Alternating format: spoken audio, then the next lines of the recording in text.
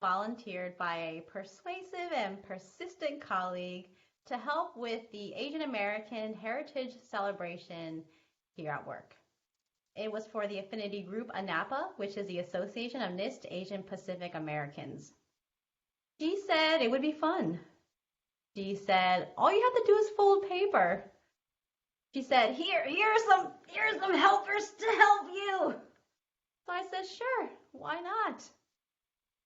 I went to the library, got some books on folding paper. I bought some paper online, and we made things like swans and frogs and other things that you can fold. And it was fun. I even attended some meetings where I learned about the challenges and solutions that the planning committee had to hold such a large event. And right before the pandemic, I decided to run, uncontested, for the chair of this group for 2 years. So I've been serving for about 2 years now, and I've learned a lot about what leaders should do. But today, I'd like to share with you 3 things that leaders shouldn't do. Leaders shouldn't know everything. Leaders shouldn't do everything. And lastly, leaders shouldn't serve forever. Let me talk about the first one. Leaders shouldn't know everything.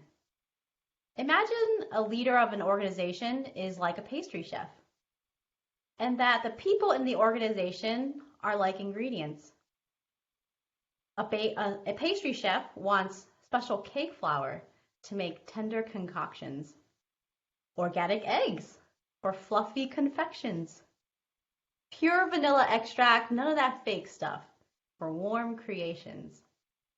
Now, the pastry chef doesn't need to know the chemistry, the molecular level of why these ingredients work together to make a cake, but the pastry chef knows what to do with these ingredients to make a cake. Similarly, a leader has to rely on the expertise of its individual members in order to have a successful organization. And sometimes those members are special cake flour, and sometimes they're a random pantry item that just wants to be part of the cake, but doesn't quite fit the mold. But does anyone here remember cereal milk? Cereal milk was very popular a few years ago. It was cornflakes soaked in milk, and then this flavored milk was made to make desserts like panna cotta, ice cream, cakes, and cookies. It was a hit, and it's still a hit. You can go to the Milk Bar website and buy concoctions made with cereal milk. You can buy cereal milk ice cream in the grocery store. So you see, pastry chefs, like leaders, need to be inventive and resourceful with the ingredients and the people they're given. So in my 2 years as chair of ANAPA, I've learned a few things in this area. I've learned to rely on the expertise of past chairs and the resources they left me.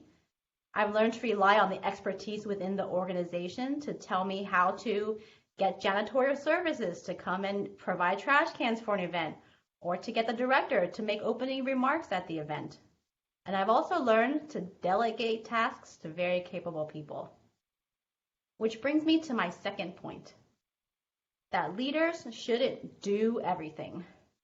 A pastry chef should not become the flour and do the flour's job, shouldn't become the eggs and do the eggs job, or become the pure vanilla extract to do the pure vanilla extract's job. Did you know that cereal milk was not actually made by the pastry chef of the restaurant? It was actually the person writing the safety plans and dealing with the Department of Health for the restaurant, Momofuku, that discovered cereal milk or made cereal milk. And she used to bring desserts in for the staff, like cookies and cereal milk panna cotta. And the head chef, an owner, was so impressed with her bringing in these after shift snacks that he made her the pastry chef, the head pastry department of his restaurant. And then she spun off and made her own bakery called the Milk Bar. So you see, you have to identify the strengths within your organization and let them run with it. And that's what I've learned in my 2 years as chair of ANAPA. I've learned to listen to people's great ideas, because I certainly only have a few of them.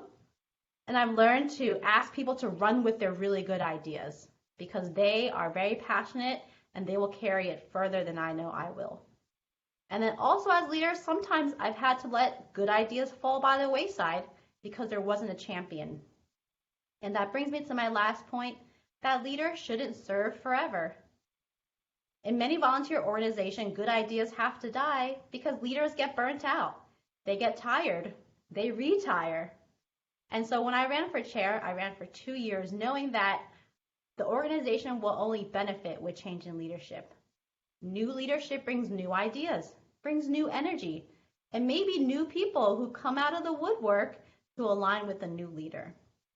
And I know continuity has its benefits, but when a leader serves too long, they get burnt out and the organization really needs a new one.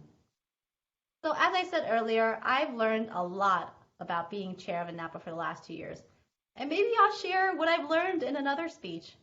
But today I'd like to end with a quote by Vince Lombardi, who I've also quoted before, that leaders aren't born, they're made. And I also add that leaders aren't made to know everything.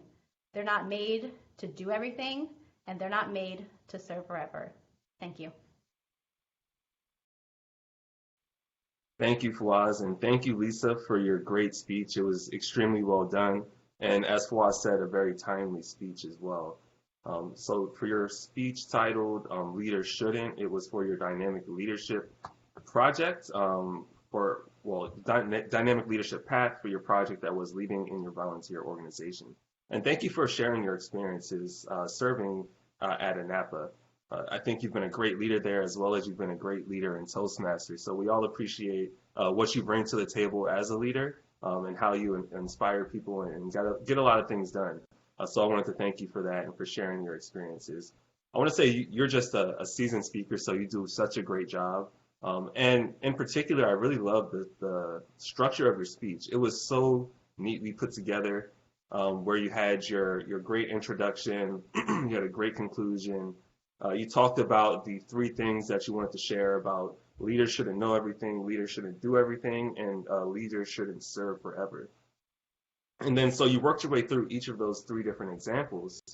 And then what you would do is what I noticed is that you would share first a little bit of a story or a little bit of an example that we could relate to. So I really liked your idea of a pastry chef and how first for your example of leaders shouldn't know everything, how they shouldn't know, exactly how everything should operate or how everything should go and how everything should, the answers to every specific question.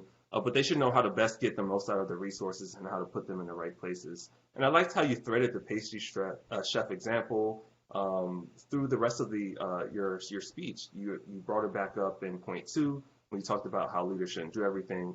So I think you did a really good job of just tying everything together. And then once you had that example, you would also bring in another example of your experience from ANAPA. So you would have 1, the point that you were trying to make, 2, an example of how we could sort of relate to that point through your pastry chef example, and then 3, you would bring in how your experience at ANAPA related to it as well. So I thought that was really neatly done, and I just really enjoyed the structure of your speech. You did really well with your voice inflection and using your tone and the differences in your tone to really highlight different points in your speech. So I thought that was really well done also. If I had things where I could offer tips of improvement, it's always hard for seasoned speakers to offer improvement, but I took a shot at it. And one thing I noticed is that you didn't really tie the thread of the pastry chef into the 3rd example of leaders shouldn't serve forever. So I know it doesn't necessarily fit as nicely with that example, but maybe you could have, you're super creative, so I thought maybe you could have, thought of some creative example of how you could have brought in that pastry chef example into that 3rd point. And then also, I would have liked to know, I think you touched on it briefly, but I would have liked to know what you learned on that 3rd point about how leaders shouldn't serve forever in your role at ANAPA. So I know that it gets into a little bit of like your personal feelings in this moment, but like, have you noticed that some of the things that you were mentioning when you talked about the 3rd point, such as being a little bit worn down, so some ideas don't necessarily get the time of day because you just don't have the energy anymore? So are you experiencing things like that? What was your experience in your leadership roles? and how has that affected you today and helped you understand that point. So that was the only things I would offer up as potential improvements. Oh, I sort of contradicted myself. One thing I would say also is that maybe some graphics would have helped drive home your 3 points that you wanted to focus on and that you want the audience to take away, is that leaders shouldn't know everything, shouldn't do everything, and leaders shouldn't serve forever.